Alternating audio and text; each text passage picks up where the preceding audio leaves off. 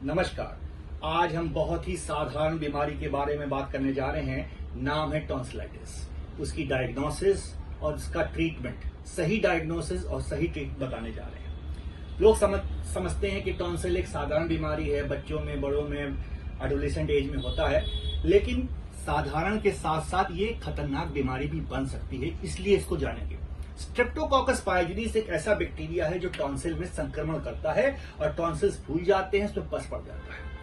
अगर आपके बच्चे को या किसी भी अडल्ट एडोलेसेंट एज में ये इन्फेक्शन हो रहा है और ये डायग्नोसिस मिस हो जाए तो आगे चल के हार्ट के वॉल्स खराब हो जाते हैं और हार्ट की बीमारी हो जाती है। क्यों हो रही है?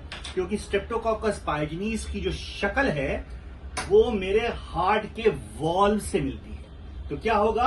वही बात, प्रतिरोधक शक्ति, हमारी बॉडी एंटीबॉडी बनाएगी, इस बैक्टीरिया को मारेगी, लेकिन इसकी शक्ल मिलती है हार्ट के वॉल से, तो मेरे हार्ट के वॉल्स भी मर जाएंगे। तो इसकी डायग्नोसिस बनवा लीजिए और इसका पूरा इलाज करवा लीजिए, नहीं तो आगे चल के हार्ट के वॉल्स खराब होंगे और हार्ट की बीमारी हो जाएगी। तो इसकी डायग्नोसिस कैसे बनती है?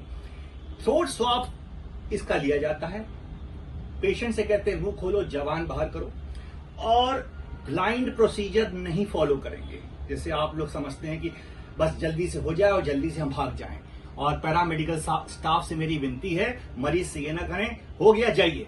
ऐसा आसान नहीं होता है सैंपल कलेक्शन करना। सैंपल कलेक्शन करने के लिए थ्रोट स्वाब स्टिक अगर है आपके पास तो एक हेड मिरर भी होना चाहिए।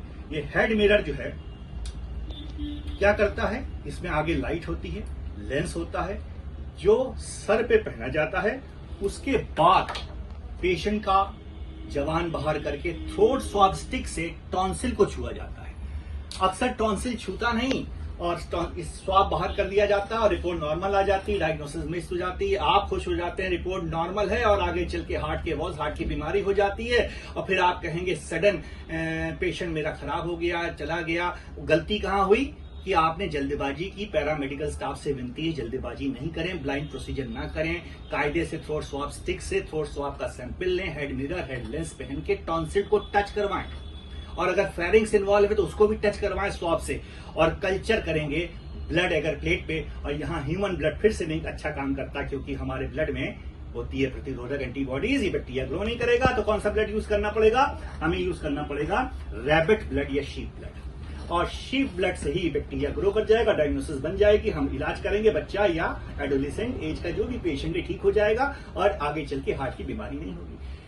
अगर ये कल्चर महंगा है, नहीं करा पा रहे हैं, इतनी टेक्निक नहीं है आपके पास या आपकी सुविधा नहीं है आप लोगों के पास, तो ब्लड कल्चर करा लेंगे। ब्लड कल्चर में भी अगर इन्फेक्शन नहीं आ रहा है तो ब्लड की सिंपल सा जांच कराएंगे, ब्लड लेंगे, नॉनऑक्स में लेंगे, ASO टेस्ट करेंगे और उससे भी डायग्नोसिस बन सकती है। तो डायग्नोसिस बनवाना सही जगह, जहां डॉक्टर मौजूद हो, जहां आपको पता है इंस्ट्रूमेंट्स हैं, पैराफर्नेलिया है, तभी वहां जांच कराएंगे, तभी सही रिपोर्ट आएगी, तभी पॉजिटिव रिपोर्ट आएगी। अन्यथा रिपोर्ट निगेटिव आती रहेगी जो आप लोगों के साथ हो रहा है, क्योंकि आप ध्यान नहीं दे रहे हैं कि किसने सैंपल लिया, कैसे सैंपल लिया, वहां डॉक्टर है कि नहीं, वहां इंस्ट्रूमेंट है कि नहीं, वहां टेक्नोलॉजी है कि नहीं, और अपना सैंपल दे के भाग गए। और फिर वही कहावत है कि जान बची लाखों पाए, लौट के बुद्धू घर को आए। यानी कि आप भागे सैंपल देके, लेकिन बुद्धू बनकर फिर आप डॉक्टर के पास, बड़े अस्पताल के पास आएंगे, क्योंकि हार्ट के वॉल्स खराब हो चुके होंगे और ये डायग्नोसिस मिस हो जाएगी। तो रिपोर्ट पॉजिटिव आना अच्छी बात, निगेटिव आना, नॉर्मल आना, मरीज है तो खराब बात। तो इस तरह से इस टॉन्सिलाइटिस का उपचार करेंगे और अपने बच्चों को अडल्ट एज में इस बैक्टीरिया से मुक्ति पाएंगे, क्योंकि इसका इलाज बिल्कुल खास एंटीबायोटिक है, नाम है उसका पेनिसिलिन, जो थोड़ा लंबे समय तक चलेगी और गला भी ठीक होगा, हार्ट के वॉल्स भी नहीं खराब होंगे और आपका पेशेंट सदा स्वस्थ रहेगा। जय हिंद, नमस्कार।